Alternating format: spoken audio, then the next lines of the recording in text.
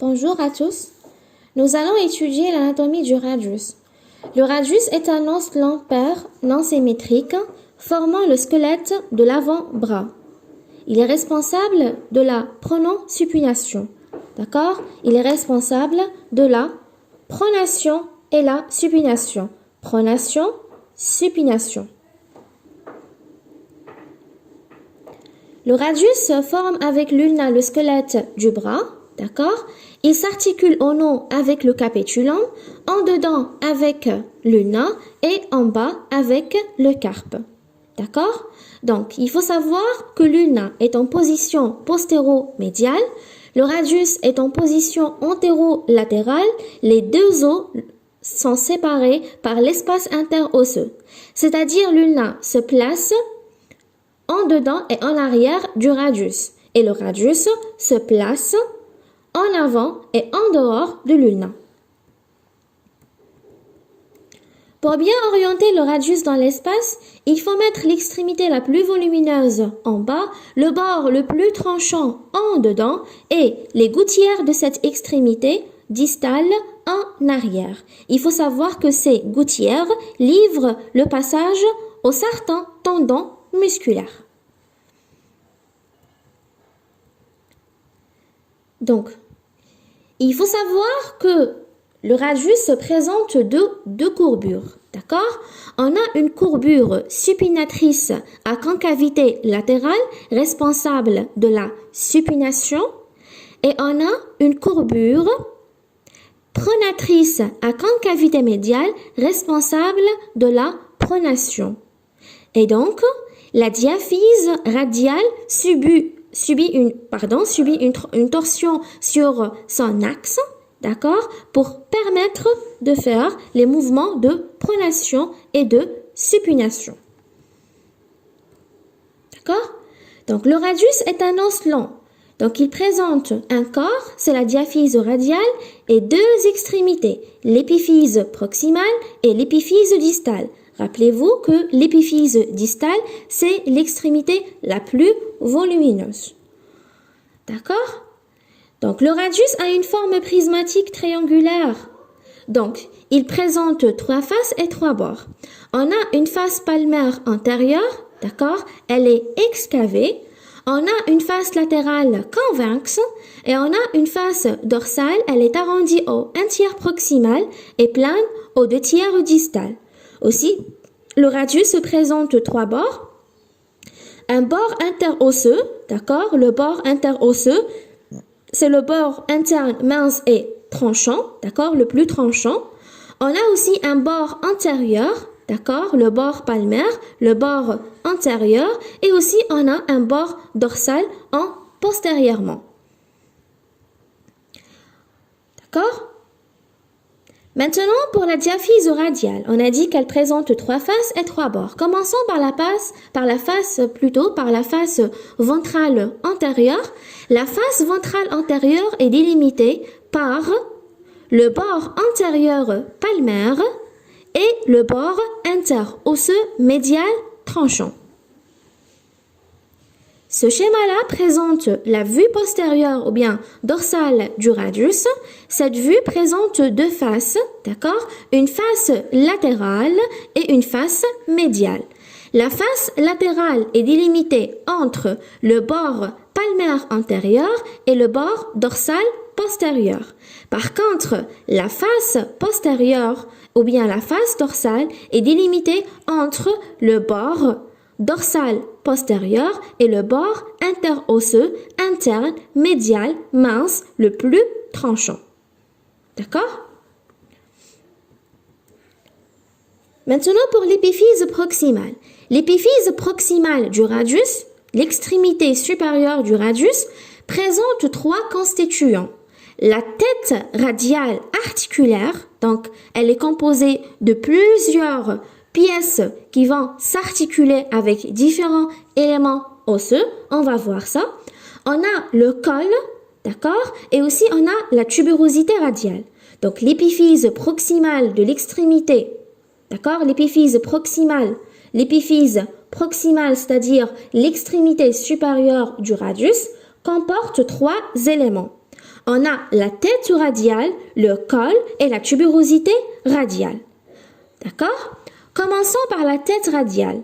La tête radiale a une forme cylindrique aplatie dans le sens ventro-dorsal.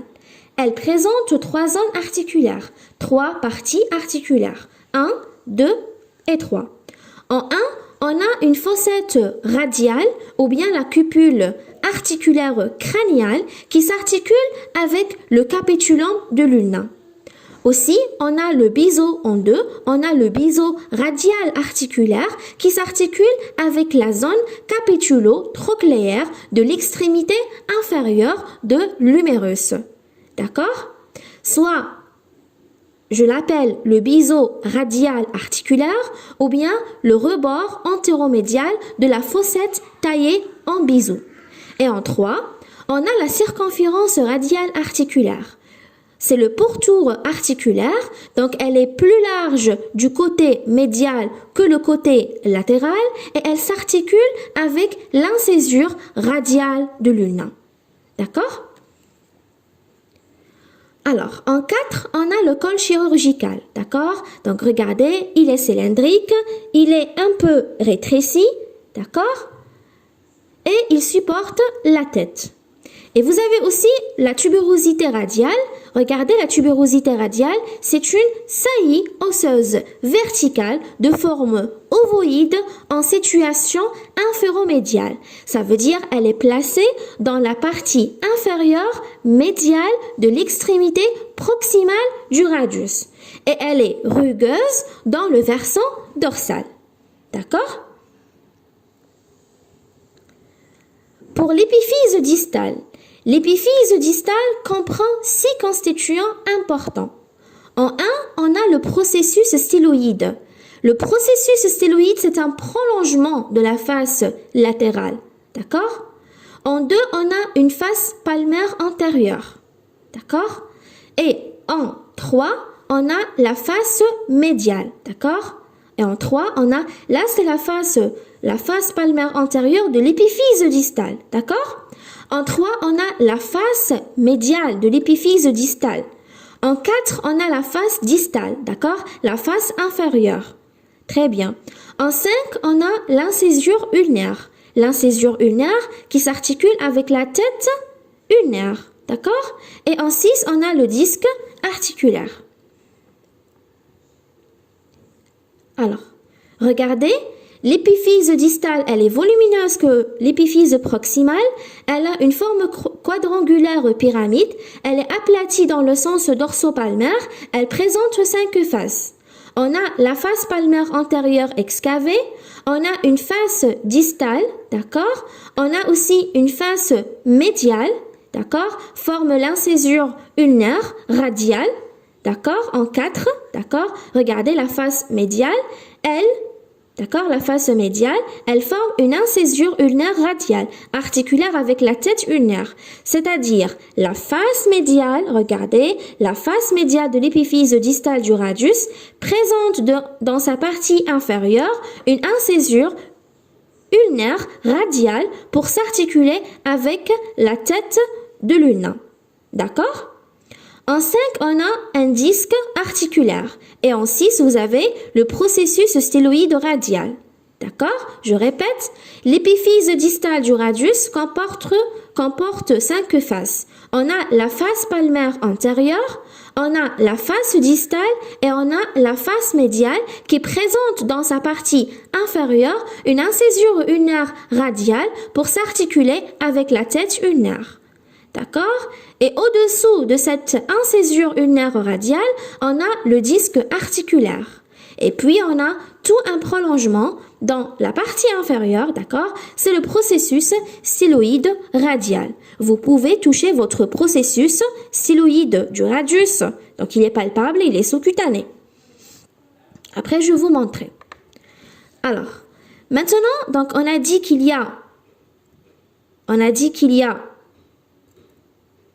une face, d'accord? Il y a une face palmaire antérieure, il y a une face distale en bas, il y a une face médiale et aussi il y a une face postérieure. Là, ce schéma-là présente la vue postérieure de l'épiphyse distale du radius.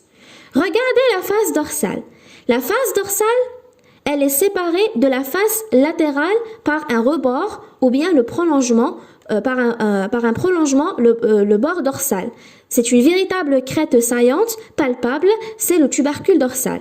Donc regardez, on a dit que l'épiphyse distale présente 5 faces. Une face palmaire antérieure, d'accord? Une face distale inférieure, une face médiale qui présente dans sa partie inférieure une incésure ulnaire radiale, articulaire avec la tête ulnaire, d'accord? Pour la face dorsale et la face latérale, d'accord, on peut voir la face dorsale et la face latérale dans la vue postérieure de l'épiphyse distale du radius. Voilà la face dorsale du radius, de l'épiphyse distale du radius, et voilà la face latérale, la 5e face qui est la face latérale. Il faut savoir que la face postérieure de l'épiphyse distale du radius est séparée de la face latérale de l'épiphyse distale du radius par une crête saillante et palpable. D'accord? C'est le tubercule dorsal. Donc le tubercule dorsal, c'est une véritable crête saillante et palpable qui sépare la face dorsale de l'épiphyse distale de la face latérale de l'épiphyse distale. La face dorsale elle-même est séparée par une crête verticale, d'accord? En deux, voilà la crête verticale, donc la face postérieure de l'épiphyse distale elle-même est séparée par une crête verticale. Elle donne 2 sillons, d'accord? On a un sillon latéral, d'accord, qui livre le passage au tendon du long extenseur du pouce, d'accord? Et aussi, on a un sillon médial, il est plus large que le sillon latéral, livre le passage au tendon de l'extenseur des doigts en dedans et de l'extenseur de l'index en dehors. Après, on va détailler les muscles, les tendons et les muscles, d'accord? Je répète. Dans la vue postérieure de l'épiphyse distale du radius, on peut visualiser 2 faces. On a une face dorsale et on a une face latérale. La face dorsale, d'accord, est séparée de la face latérale par une crête saillante palpable, c'est le tubercule dorsal. D'accord? C'est le tubercule dorsal qui est un prolongement du bord dorsal du radius. D'accord?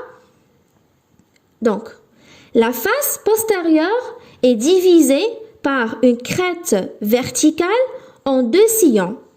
On a un sillon latéral, d'accord? On a un sillon latéral. Voilà le sillon latéral qui livre le passage au tendon du long extenseur du pouce. Et on a tout un sillon médial plus large que le sillon latéral qui livre le passage au tendon de l'extenseur des doigts en dedans, d'accord? Et de l'extenseur de l'index en dehors. C'est-à-dire, généralement, il y a des gouttières dans la face postérieure, d'accord, de l'épiphyse distale qui livre le passage au tendon musculaire. D'accord? Maintenant, pour la face latérale. Voilà la face latérale. Donc, la face latérale, elle est large et divisée en 3 parties. D'accord? On a toute une partie moyenne en B.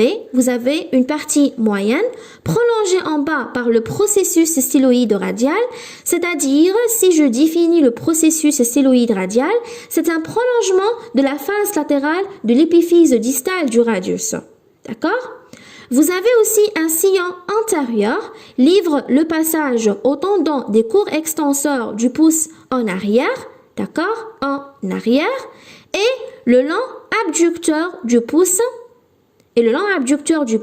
en avant et aussi au brachio-radial à la partie haute. D'accord? Aussi, on a un sillon postérieur qui livre le passage au tendon des courts et le long extenseur radio du carpe. Alors, on a dit que les gouttières qui se situent dans la face dorsale de l'épiphyse distale du radius, d'accord, livre le passage aux certains tendons. Et donc, on peut avoir une inflammation des tendons, d'accord, c'est la ténosynovite. D'accord? On va détailler après les muscles.